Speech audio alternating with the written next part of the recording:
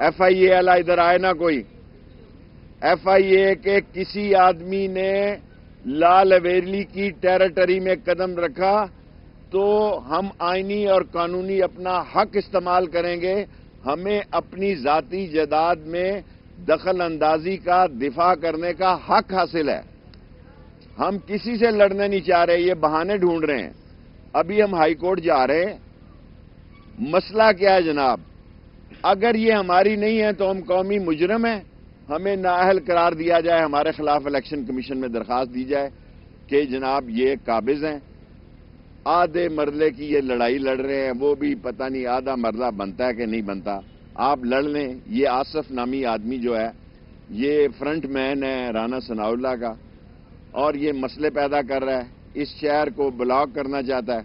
हम अभी चाहें तो अभी ये शहर ब्लॉक हो सकता है और अभी सारी दुकानें बंद हो सकती हैं।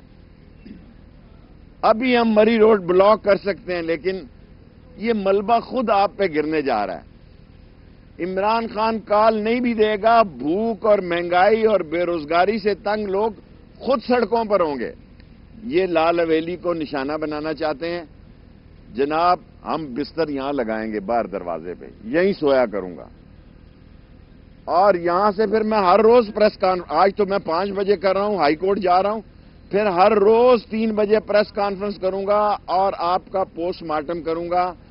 आपके जो गंदे कपड़े आप बेचने चाहते हैं, यहां लंडा बाजार लगा है, वहां शहबाज शरीफ के नाम पे वो कपड़े बेचेंगे, आप घबराएं नहीं।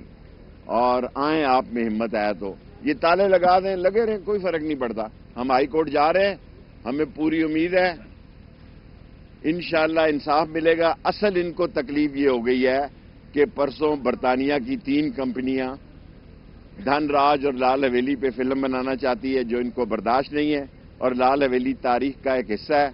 इंशाअल्लाह ताला जुल्म के खिलाफ हक की आवाज, गरीब की आवाज और काला काला रसूल अल्लाह का अलम बुलंद करेगी। हमारी जान जाती है चली जाए।